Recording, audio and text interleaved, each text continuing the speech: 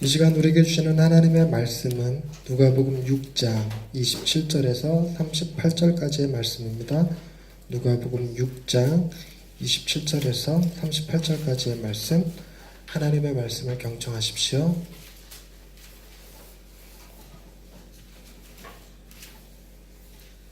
느니라. 그러나 너희 듣는 자에게 내가 이르노니 너희 원수를 사랑하며 너희를 미워하는 자를 선대하며 너희를 저주하는 자를 위하여 축복하며 너희를 모욕하는 자를 위하여 기도하라. 너의 이 뺨을 치는 자에게 저 뺨도 돌려대며 내 겉옷을 빼앗는 자에게 속옷도 거절하지 말라. 내게 구하는 자에게 주며 내 것을 가져가는 자에게 다시 달라 하지 말며 남에게 대접을 받고자 하는 대로 너희도 남을 대접하라. 너희가 만일 너희를 사랑하는 자만을 사랑하면 칭찬받을 것이 무엇이냐? 죄인들도 사랑하는 자는 사랑하느니라. 너희가 만일 선대하는 자만을 선대하면 칭찬받을 것이 무엇이냐? 죄인들도 이렇게 하느니라. 너희가 받기를 바라고 사람들에게 꾸어주면 칭찬받을 것이 무엇이냐? 죄인들도 그만큼 받고자 하여 죄인에게 꾸어주느니라. 오직 너희는 원수를 사랑하고 선대하며 아무것도 바라지 말고 꾸어주라. 그리하면 너희 상이 클 것이요 또 지극히 높으신 이의 아들이 되리니 그는 은혜를 모르는 자와 악한 자에게도 인자하시니라. 너희 아버지의 자비로우심같이 너희도 자비로운 자가 되라. 비판하지 말라. 그리하면 너희가 비판을 받지 않을 것이요 정죄하지 말라. 그리하면 너희가 정죄를 받지 않을 것이요 용서하라. 그리하면 너희가 용서를 받을 것이요 주라. 그리하면 너희에게 줄 것이니 곧 후히 되어 누르고 흔들어 넘치도록 하여 너희에게 안겨주리라. 너희가 헤아리는 그 헤아림으로 너희도 헤아림을 도로 받을 것이니라. 아멘. 이 말씀을 통하여 우리에게 내봅시기 원합니다. 아멘. 여러분, 기독교의 핵심 사상 가운데 하나를 꼽으라 그러면 사랑이 그 핵심 사상입니다. 근데 오늘 본문에서는 여러분들 사랑할 만한 자를 사랑하면 그게 무슨 사랑이겠냐는 것입니다. 여러분, 제가 제 자녀를 사랑하는 일이 쉬울까요? 어려울까요? 쉽습니다. 제가 여러분들을 사랑하는 일이 쉬울까요? 어려울까요? 쉽습니다. 고민되시죠? 설마 쉬울까? 이러고 쉽습니다. 여러분들 가운데서 제가 미워할 만한 사람이 딱히 없어요. 원망할 사람들은 더러 있는데 사랑하는 것이 쉽습니다. 그런데 그 정도는 죄인들도 다 그렇게 한다고 그래요. 세상 사람들도 다 그렇게 한다고 합니다. 그런데 기독교에서 말하는 사랑이란 어느 정도의 사랑을 말하냐면 사랑을 줄 수 없는 사람마저도 사랑하라. 심지어 그 사람이 원수일지라도 사랑하라 라고 얘기를 합니다. 원수마저도 사랑하는 이 일은 기독교의 핵심을 이루는 사상이기도 합니다만 역시나 우리가 지키기에도 너무나 힘든 사상이기도 합니다. 그래서 원수를 사랑하느니 사랑받는 원수가 되는 편이 낫죠. 여러분들이 원수를 사랑하는 것보다 내가 그 사랑받는 원수가 되는 것이 다 낫다라고 생각할 수 있습니다. 오늘 본문에서 구체적으로 이런 일 저런 일 하라라고 기록하고 있는데 몇 가지 예를 들자면 뺨 때리면 대항하지 말고 반대쪽 뺨을 대주고 겉옷을 빼앗고자 하는 자에게 속옷까지 다 내주고 이렇게 살아라고 합니다. 그럼 여러분, 이게 가능한 얘기예요? 불가능한 얘기예요? 여러분, 뺨을 때리는데 반대쪽 뺨 돌려야 되는 것은 여러분, 그건 사랑하는 사람들한테도 그게 안 돼요. 무슨 얘기냐면 사랑하는 사람이 욱해갖고 한테 탁 쳤는데 엄마 이쪽도 때려줘 이렇게 못한다는 거죠. 여보 이쪽마저 때려줘 짝짝대잖아 이러지는 않는다는 거예요. 그러니까 우리도 그게 참 힘들다는 걸 알아요. 참 힘들다는 걸 아는데 예수님이 이런 말씀을 우리한테 하실 때에는 우리가 이 일을 할 수 있다고 생각해서 하시는 말씀이실까? 아니면 니들 이런 거 못하지 그러니까 니들은 죄인이야 라고 우리에게 죄책감이나 정죄감을 심어주려고 이런 말씀을 하셨던 것일까요? 여러분, 우리가 오늘 본문 말씀을 읽을 때 정말 주의해서 읽어야 될 두 가지 기준이 있습니다. 그게 뭐냐면 37절에 나오는 말씀입니다. 37절에 뭐뭐 하지 말라라는 말씀이 두 개가 등장합니다. 오늘 읽은 본문 말씀 가운데서 부정적 명령어를 쓴 게 단 두 개인데요. 이 두 개가 뭐냐면 첫 번째가 비판하지 말라입니다. 두 번째는 정죄하지 말라입니다. 저는 이 두 단어가, 두 구절이 여기 안에 들어있다는 사실에 대해서 굉장히 감사하고 행복합니다. 왜냐하면요, 오늘 설교는요, 정말 이 두 구절 없으면 자칫 비판하거나 성도들을 정죄하는 설교가 되기 너무 쉬워요. 뿐만 아니라 이걸 묵상할 때 스스로에게도 너 왜 그거밖에 못 살아 하는 비판하거나 너는 참 못된 사람이야 그러고도 네가 목사야라고 하는 정죄심을 갖기가 너무 쉬운데, 오늘 본문 말씀에 다른 거는 다 하라, 다른 건 다 수용하라 뭐 이렇게 얘기하면서도 하지 말라라고 강조한 것이 딱 두 개 있으니 비판하지 말고 정죄하지 말라는 거예요. 그러니까 여러분, 우리가 원수를 사랑해야 돼, 겉옷을 달라는 자에게 속옷을 내줘야 돼, 하나님의 자비로우신 같이 우리도 자비로운 자가 되어야 돼 라고 말할 때 그 말 속에 비판의 의미가 담겨 있거나 정죄하는 의미가 담겨 있으면 안 돼요. 그 주님이 원하시는 뜻이 아닌 겁니다. 그러니까 두 개를 잘 조심하면서 말하려면 이건 굉장히 어려운 표현이 됩니다. 그래서 오늘 본문 말씀도 잘 이해하기가 잘 들어야 이해하기가 좀 나요. 그렇지 않으면 자꾸 오늘 결과가 어떻게 가냐면 나는 이것만도 못하는 사람이야 라는 생각을 갖기가 너무 쉬워요. 여러분, 우리가 살면서 하나님 앞에 요구받는 다양한 것들이 있는데 그 중에서 비교적 감당하기 쉬운 건 뭐냐면 예배드리라, 찬양하라, 감사하라 정도는 감당하기가 참 쉬워요. 무슨 얘기냐면 하나님을 상대로 내 안에서 어떤 것을 요구하실 때는 비교적 쉽습니다. 왜냐하면 내 인식 속에 하나님 그분은 마땅히 나의 경배와 찬양과 감사를 받으실 분이라는 생각이 들어있기 때문에 그래요. 그리고 하나님은 내게 언제나 좋은 분이라고 하는 인식이 있습니다. 여러분, 하나님은 나쁘다고 느껴지시는 분 계시나요? 그렇지 않죠? 하나님은 참 좋으신 분이다라는 생각을 가지니까 우리가 이 시간에 나와서 예배하고 엎드려 경배하는 것이죠. 찬양하는 것입니다. 그래서 이거는 비교적 쉬워요. 그런데 왜 하나님이 아닌 다른 사람들, 특히나 나를 못살게 구는 나쁜 인간들, 원수들에게 주어지신 이야기들, 즉 내 겉옷을 빼앗고자 하는 자, 내 뺨을 때리고자 하는 자에게 어떻게 대해야 될지, 그들을 미워하지 않고 선대해야 되고 그들에게 가진 거 다 내어줘야 되고, 의도적으로 빚을 안 갚을 목적으로, 강취할 목적으로 돈을 뺏는 사람들, 예를 들어서 학생들 같은 경우 학교 일진들이 돈 내나 하기보다 돈 좀 빌려줘 라고 얘기를 하죠. 돈 좀 빌려줘, 5만 원만 빌려줘, 5만 원만 빌려줘. 이 얘기는 갚겠다는 얘기예요, 안 갚겠다는 얘기예요? 안 갚겠다는 얘기예요. 5만 원만 빌려줘. 그리고 그 다음에 또 많은데, 야 오늘도 5만 원만 빌려줘. 지난번에 빌려간 걸 어떻게 슛 매를 버는 거죠. 그러니까 그런 의도를 가진 사람들한테 어떻게 달라는데 줘버릴 수가 있는 거죠. 줘버릴 수가. 여러분 누가 여러분들한테 빚 안 갚을 목적으로 눈에 뻔히 보여요. 이거 안 갚을 거야. 제 주변에도 더러 그런 사람들 있어요.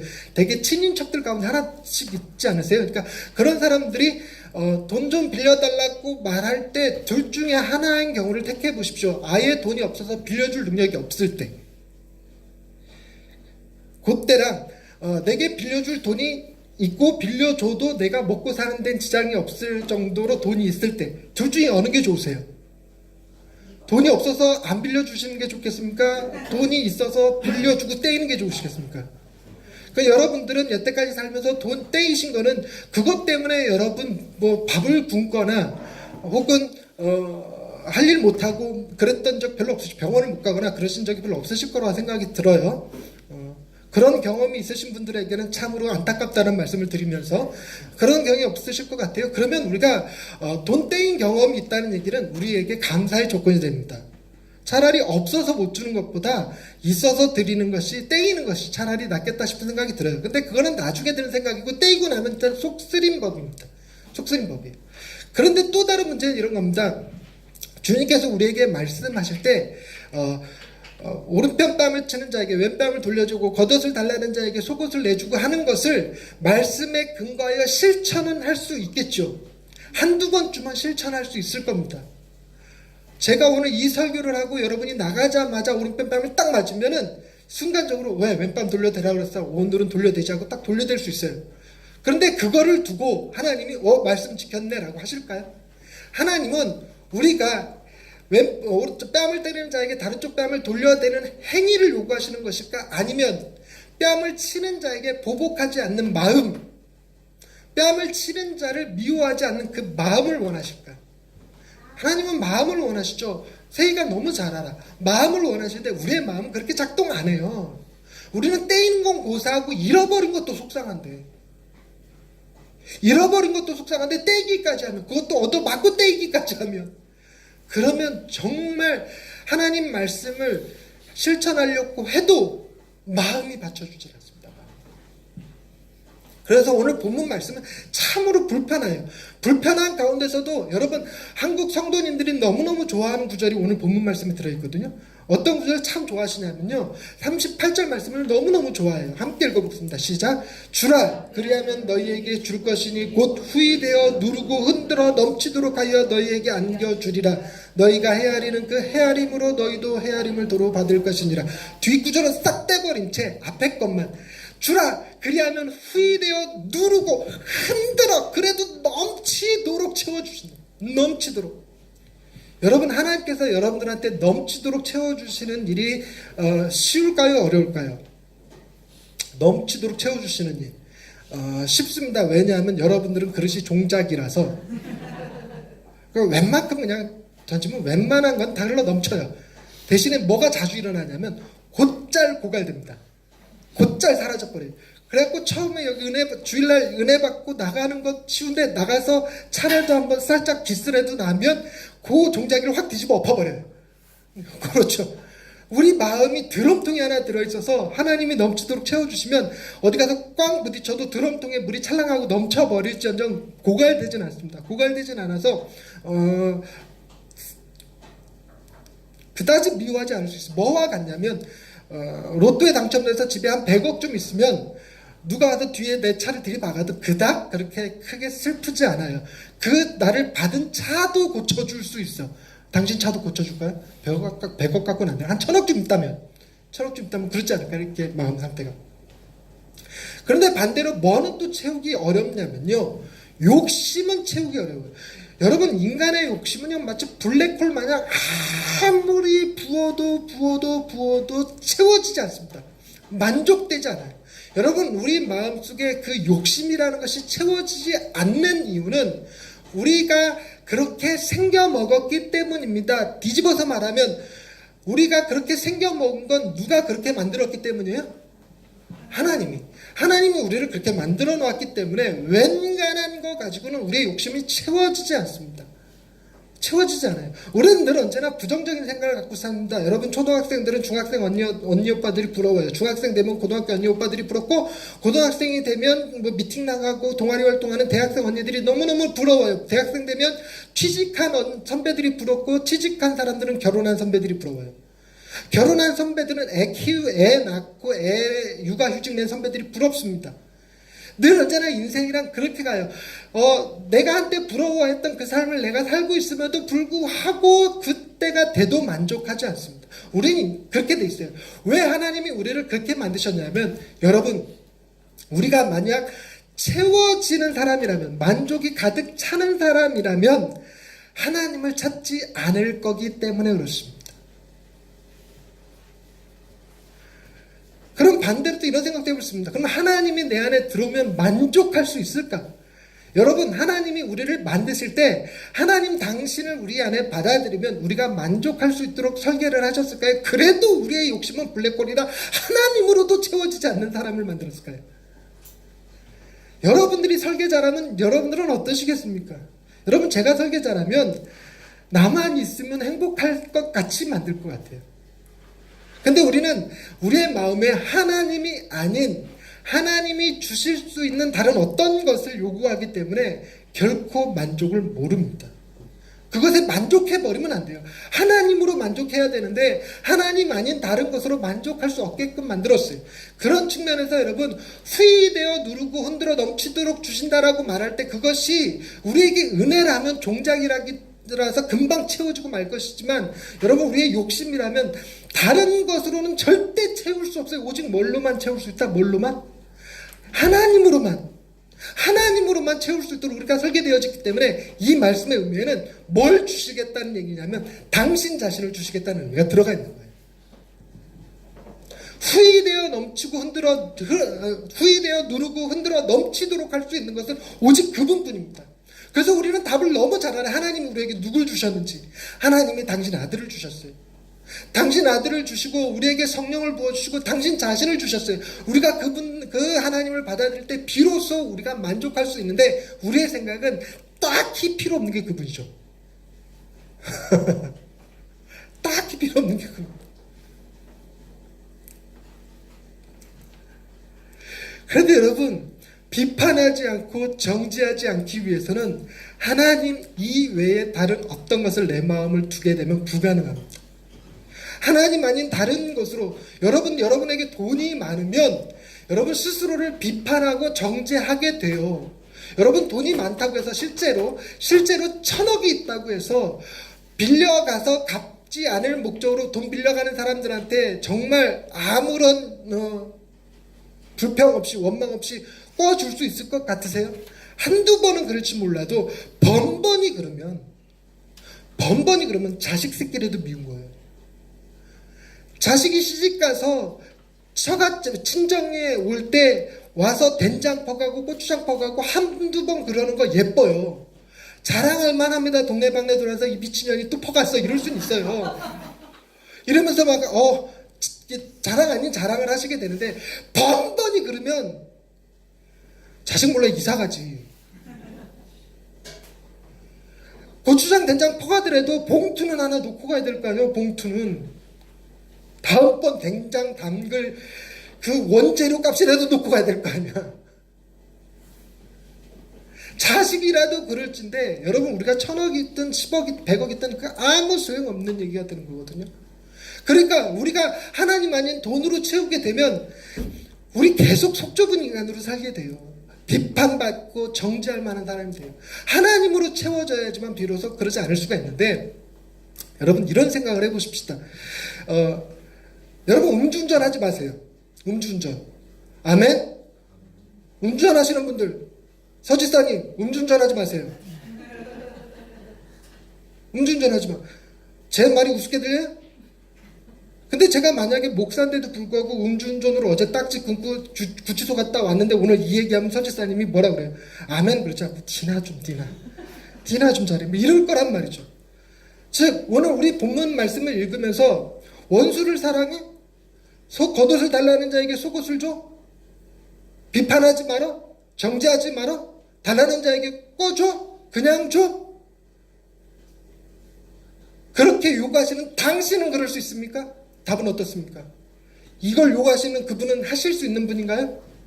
하실 수 있는 분이에요. 그래서 다른 사람이 이 본문 말씀에 감동을 딱 받아갖고 무저항 비폭력 무저항 운동을 일으켰던 간디도 이런 말 할 때 우리가 콧방귀 끼기 쉬운데 예수님이랑 도저히 콧방귀 끼지를 못하겠어요. 왜냐하면 예수님이 어떻게 사셨는지를 우리는 너무나 잘 알기 때문에 그분은 우리를 대신해서 십자가에 달려서 당신의 생명을 다 내어주셨고 우리에게 달라는 것 다 주시고 원망하지 않으시고 미워하지 않으시고 여전히 우리를 사랑하여 주시고 여전히 우리를 품어주시고 우리를 위하여 하나님 보좌 우편에서 기도하고 계시기 때문에 주님이 하신 말씀이라서 그냥 무시가 안 되는 거예요. 무시가 안 돼요. 근데 달리 생각하면 오늘 본문에 나오는 하나하나 한 구절들이 다 여러분 아까도 말씀드렸듯이 원수를 사랑하는 일은 힘들어도 사랑받는 원수 되는 거 쉽다고 했잖아요. 차라리 그 편이 낫다고. 여러분 우리가 사랑받는 원수라는 사실을 기억하면 복음이란 말이에요. 주님이 나를 어떻게 보실까? 내가 비록 주님 앞에 부족한 사람이고 끊임없이 주님을 배반하고 끊임없이 주님을 이용하는 사람일지라도 하나님은 나를 어떻게 하실까? 미워하지 않으시고 선대하시며 사랑하여 주실 거라는 사실을 알 수 있다라는 것입니다. 그래서 오늘 본문에 우리를 지칭하는 용어는 35절에 나와요. 35절에 딱 우리의 정체성하고 딱 맞는 표현이 딱 나오는 게 있어요. 그게 뭘까요? 이게 딱 나를 가리키는 말이구나. 어떤 말이에요? 대답하기 싫으세요? 35절에 아무리 읽어도 여러분이 누군지 모르겠어요? 여기서 딱 나네? 이런 표현 없으세요? 네? 나는 읽으면서 이거 날 얘기하네 이랬는데 뭡니까? 은혜를 모르는 자, 악한 자까지는 내가 자존심 상해서 악한 자까지는 자존심상에서 인정하기 조금 어려운데 은혜를 모르는 자 그건 맞아요. 그건 맞습니다. 여러분 아무리 사랑받지 못하고 살아온 사람일지라도 지금 현재 성인이 되어 있다면 그는 기억하지 못할 뿐이지 사랑받았음을 아십니까?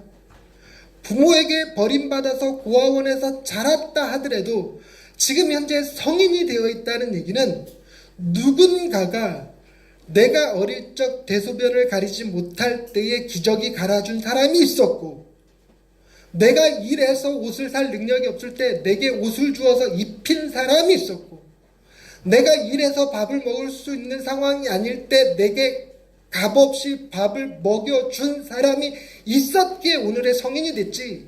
인간은 말새끼 마냥 태어나자마자 5분 만에 일어나서 딱딱딱딱 걸을 수 있는 존재가 아니기 때문에 여러분 우리가 성인이 됐다라고 하는 것은 비록 내가 기억하는 내 인식 체계 속에서 나를 돌봐줬던 사람들에 의해서 학대를 받았다 할지라도 여전히 나는 은혜를 받은 자임을 믿으시기 바랍니다. 그건 부정할 수 없는 사실이에요. 또 다른 것 하나는 뭐냐면 여러분 도대체 왜 날 낳았어? 라고 얘기하고 싶은 순간들 있죠. 부모님한테 엄마 나한테 이럴 거면 도대체 나 왜 낳았어? 그래 나도 너 이럴 줄 몰랐다. 그래서 내가 너 낳았을 때 미역국을 왜 먹었는지 한심스러워. 내 먹은 미역국이 아깝다 이나라 미역국 값이나 내라. 이럴지라도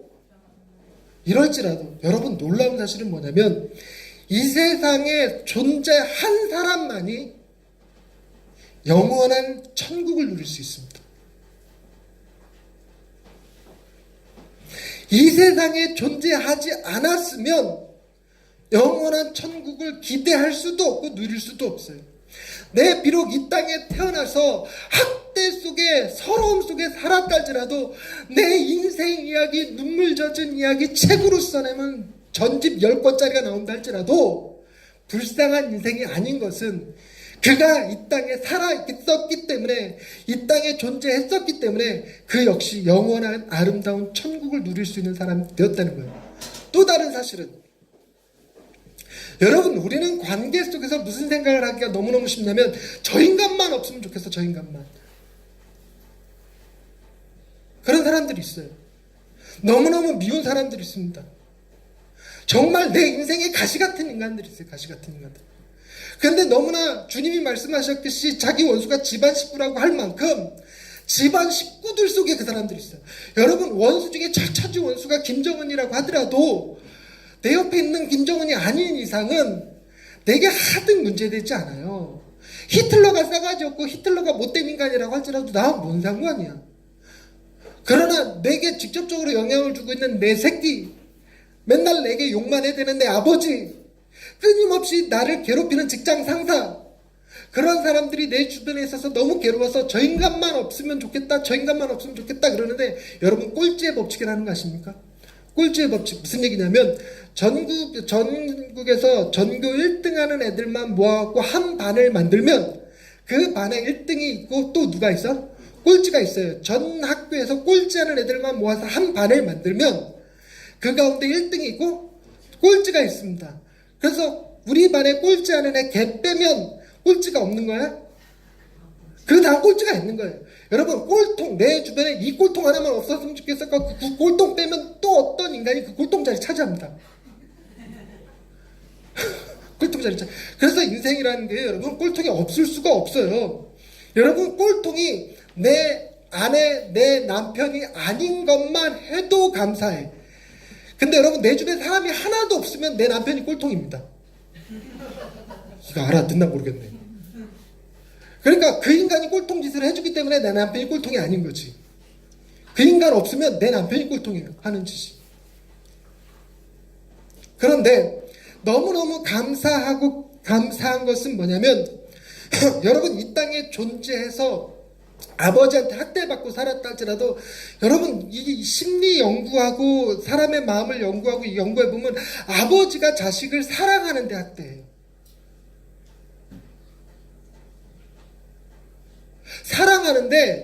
사랑하는 방식이 조금 달라. 아버지 학교를 가면요, 정말 못된 아버지가 거기 앉아 있는데 자기가 왜 못된 아버지라고 하는지를 몰라. 왜냐하면 자기는 자기 아버지한테 10대 맞은 거 자기는 한 대만 때렸대. 자기 아버지는 여자 셋을 거느렸는데 자기는 하나만 거느렸다는 거지. 바람 한 번만 폈다는 거지. 좋은 남편이고 좋은 아빠잖아, 그죠? 근데 우리는 그런 생각 안 해. 참 못된 인간이라 그러지. 여러분, 사람들 중에 욕을 입에 담고 사는 사람들이 있습니다. 예전에 저희 어머니 그 요양원에 계실 때 거기 어머니 문제로 갔다가 접촉사고가 난 적이 있어요. 그 술 취한 사람이 음주운전해갖고 제 차를 세게 받았다는 게 아니라 후진하다 통 박았어요. 근데 그 사람하고 대화를 하고 전화를 하는 과정 가운데 욕으로 시작해서 욕으로 끝나. 아 씨발, 그래서 내가 뭐 어쩌라고요? 많이 다치셨어요? 아 씨발, 그러니까요 왜 뭐 이런 식인 거지 말이. 내가 그랬다는 게 아니고 오해하지 마세요. 그분이. 근데 그 얘기 듣고 있으면 너무 괴롭잖아요. 너무 괴로워서 저는 차단하고 보험회사랑 얘기를 했어요. 보험회사까지 얘기할 것도 아니었는데 이제 너무 승질나니까 보험회사랑 얘기했는데 보험회사 직원이 저한테 전화해갖고 미치고 팔짝 뛰게 다도 욕을 해야 돼서. 그런데 여러분, 그 사람이 미운 게 아니라 불쌍한 거예요. 왜 그러냐면, 여러분, 욕을 들으면 불편하다고 느끼는 사람은 살아온 삶의 환경이 욕 듣고 살아온 삶이 아니에요. 아니니까 욕하는 게 불편한 거예요. 근데 욕하는 게 자연스러운 사람은 일평생 살아온 삶이 뭐 하는 삶이었냐면 욕을 하고 듣고 하는 삶이었다는 얘기예요. 욕을 하고 듣고 하는 삶. 얼마나 집에서 욕을 많이 들었으면 엄마 아빠가 끊임없이 말할 때 욕으로 말하고 그 주변의 사람들이 욕으로 말하니까 이 사람도 언어 습관이 욕으로 말하는 언어 습관을 가지게 된 거죠. 여러분, 애가 다치는 거 보면 마음이 아픕니까 안 아픕니까? 아프죠. 그런데 애가 다리가 딱 다쳤는데 뭐라 그러냐면 다 다치고 크는 거야 이렇게 얘기하는 사람은 꼴 보기 싫죠. 근데 그렇게 말하는 사람은 그 사람 경험이 뭐가 있냐면 수시로 다쳐본 경험이 있는 거예요. 수시로. 그 사람은 이미 오랜 세월 그 마음속에 상처가 겹겹이 쌓여서 마음에 굳은 살이 박혀갖고 단단히 굳어져서 웬만한 장계는 전혀 미동도 안 해요. 강아지를 치고 지나갔어도 마음이 아무렇지도 않아. 근데 우리는 그걸 경험 한 번도 안 해봐서 강아지, 내가 키우는 강아지가 아니더라도 길 가다가 로드킬 당하는 것만 봐도 마음이 움찔한단 말이에요. 그거는 우리가 너무 온실 속에서 편안하게 자랐다는 얘기예요.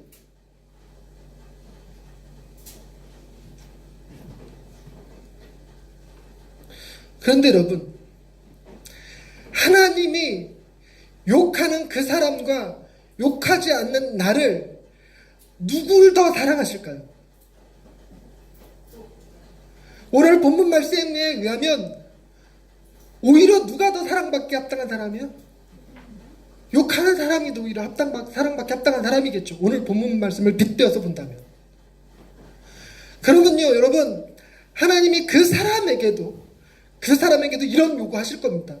무슨 얘기냐면 원수를 사랑하고 겉옷을 달라는 자에게 속옷까지 내주고 뺨을 치는 자에게 돌려대며 꾸고 자는 자에게 거절하지 말고 아버지의 자비로우심과 같이 자비로운 자가 되며 비판하지 말고 정죄하지 말며, 이런 얘기 그 사람에게도 할 겁니다. 그리고 그 사람에게 말씀하신 대로 그분이 행하실 거예요. 그걸로 끝나는 게 아니라, 여러분, 진짜 좋은 부모는요, 자식한테 도둑질하지 마, 거짓말하지 마, 나쁜 짓 하지 마, 말로만 하는 것이 아니라 애들이 본받을 수 있도록 삶을 그렇게 살아요. 무슨 얘기냐면 자녀들에게 말한다고 해서 교육이 끝나는 게 아닙니다. 아이들한테 거짓말하지 마 그러고 허구한 날 엄마 아빠가 거짓말하면 애는 거짓말하게 돼 있어요.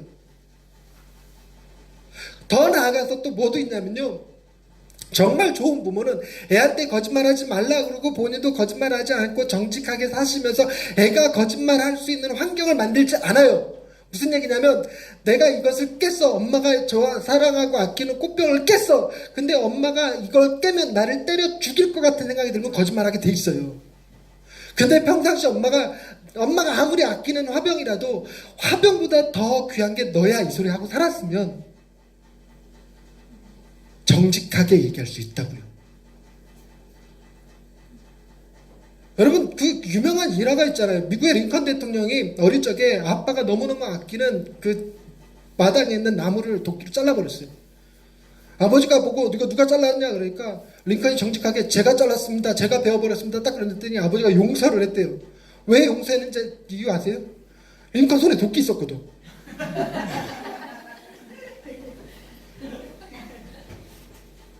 근데 정말 좋은 부모라면 화내기보다 왜 화병을 깼는지 이유를 묻겠죠. 그 과정에서 혹시 다치지는 않았는지 애를 염려하겠죠. 그러니까 무슨 얘기냐면 단순히 우리가 거짓말하지 마, 착하게 살아야 돼 말만 할 뿐만 아니라 애가 그렇게 살 수 있도록 환경을 만들어줄 뿐만 아니라 여러분 화병이 내게 아니라 남의 집 고려청자라면 애한테 거짓말하지 마 속에는 뭐도 담겼냐면 네가 저지른 잘못에 대한 대가를 대신 치러주겠다는 의지가 담긴 거예요. 주님이 우리가 생각하는 좋은 부모보다 못한 분일까요? 하나님의 자비로우심이 우리가 생각할 수 있는 부모의 자비로움보다 못할까요? 아니요. 우리가 상상할 수 있는 가장 큰 자비로우신 부모님, 우리가 상상할 수 있는 너무너무 좋은 그 부모님보다 더 좋으신 분, 아멘. 더 자비로우신 분, 아멘. 그분이 곧 하나님이시니까 하나님은 지금 우리의 삶이 비록 뺨 맞고 울고 빼앗겨서 흥분하고 억울해하는 이대로 두는 것이 아니라 이렇게 말씀하실 뿐만 아니라 이걸 실천하며 살 수 있도록 우리를 이끄실 뿐이고 그렇게 변화되게 하실 거예요. 할렐루야. 그렇기 때문에 내게 허구한 날 욕하던 그 사람도 하나님이 만지시면 어느 순간 욕하지 않게 되겠죠. 우리가 우리를 학대하는 아버지의 본심을 헤아리지 못한 채 맨날 학대하고 내게 욕하는 것만 보고 아버지 원망하고 미워했는데 어느 날 어느 순간 되니까 하나님이 우리 아버지 고쳐주셔서 우리 아버지의 본심이 드러나는 순간이 있으면 그분이 우리 아버지였다는 사실이 얼마나 자랑스러우면 돼요.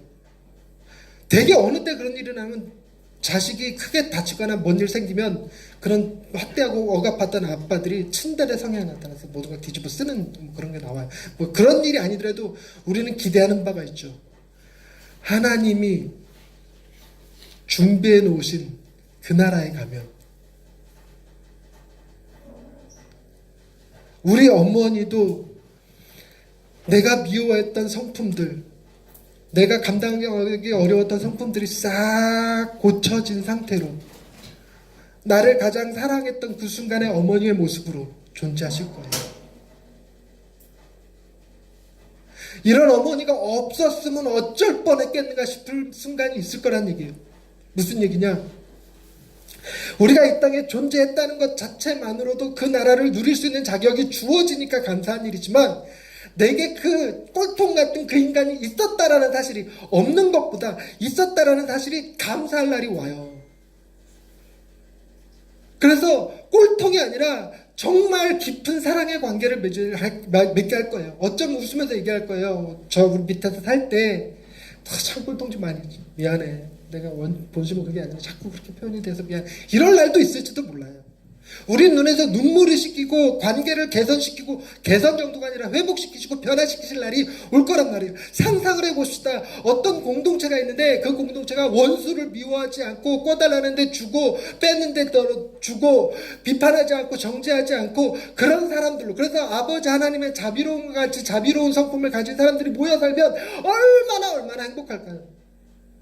여러분, 내가 원수를 용서할 수 있고 그를 사랑할 수 있으려면 그 일을 같이 해주는 주변 사람들이 많을 때 가능해져요. 여러분, 원수를 사랑할 수 있는 방법은 아미시 공동체라고, 미국의 아미시 공동체가 있습니다. 총기 난사 사건으로 애들 다 죽었는데도 범인을 용서했다는 그 아미시 공동체. 그 사람들이 개인별로 살았다면 용서하지 못했을 일이지만 그런 사람들이 모여 사니까 용서할 수 있게 돼요. 무슨 얘기냐면 정서적 지원이 주변에서 막 된다는 거예요. 원수로 받는 상처가 상처로 남지 않고 끊임없이 정서적으로 교감하는 사람들이 있어요. 교감하는 사람들. 더 놀라운 사실은요, 교감하는 사람들 중에 한 명이 능력이 탁월해서 우리가 잃어버린 것을 회복시켜 주실 분이고 우리가 받은 상처를 치료해 주실 수 있는 분이 같이 있다면, 그런데도 여러분 원수를 원망할 수 있을 것 같아요? 안 그렇습니다. 긍휼히 여기게 돼요. 그 사람에게는 정서적 교감을 나눌 만한 많은 사람들이 없구나. 인생 혼자 사시는구나.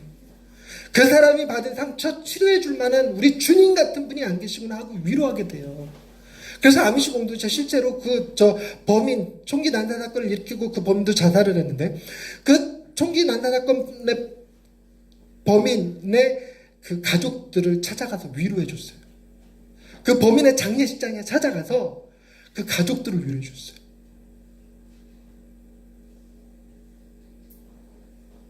여러분, 이런 사람들이 모여 살고 있다 그러면 그게 굉장히 행복한 일이라고요. 내게 아무것도 없어도 돼. 이런 사람들이 모여 살고 있으면 내게 아무것도 없어도 돼. 가서 꾸지 않아도 돼. 왜냐하면 그 사람들이 내 형편과 삶을 돌볼 거니까. 돌볼 거니까. 오늘날은 굶어 죽는 일이 쉽지 않은 세상입니다. 너무너무 감사했죠. 그게 무슨 얘기냐면, 여러분 쫄딱망에서 먹을 것이 없어도 꼭 누군가가 나타나서 먹을 거 줘요. 우리 교단에도, 우리 노예에도 그런 사역하는 교회들 정말 많습니다. 가난한 사람들, 노숙자들 찾아가서 밥 주는 교회, 선물 주는 교회, 먹을 거, 입을 거, 잘 거 챙겨주는 교회들 많아요. 그러니까 좀처럼 우리는 이 세상이 죽기가 쉽지 않은, 굶어 죽기, 얼어 죽기 쉽지 않은 세상입니다. 근데 천국은 그걸 더 뛰어넘는 세상이에요. 상처받기 쉽지 않은 세상이죠. 내가 한번 삐져보려고 그랬는데 삐지기가 쉽지가 않아 진짜. 여러분, 상처받고 삐지는 거 이 세상에서는 해볼 일이지 저 세상 가면 해보기 힘든 일이에요. 자꾸 해보세요. 이 귀한 삐짐, 이 귀한 짜증 이런 거. 아, 짜증남 이런 거. 근데 하나님이 그렇게 예비해 두실 거라는 겁니다. 예비해 두실 거라는 거예요. 그러면 우리가 죽은 다음, 혹은 주님이 이 세상에 다시 오셔서 우리를 그 나라로 이끄신 다음에나 이게 이루어지는 일일까? 안 그렇습니다. 우리도 조금씩 맛봐요.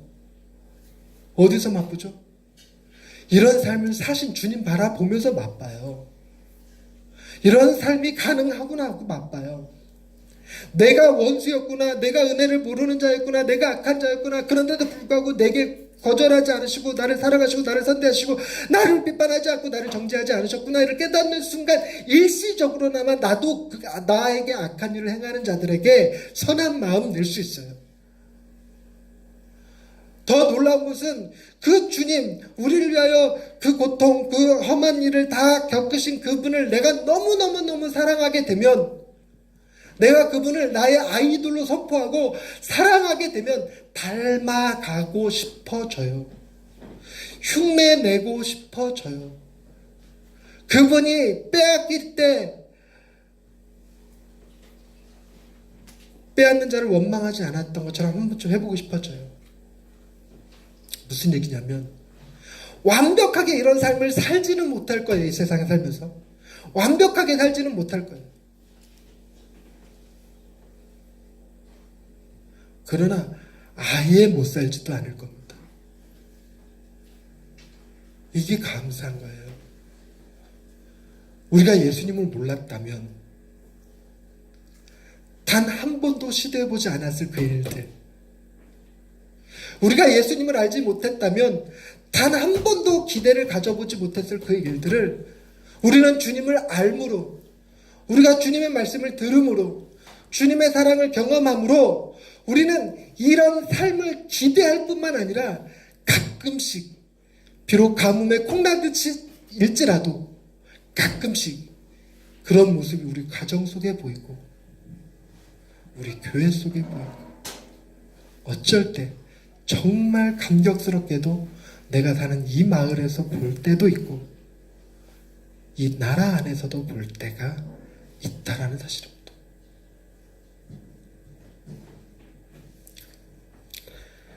그리고 정말 극단적으로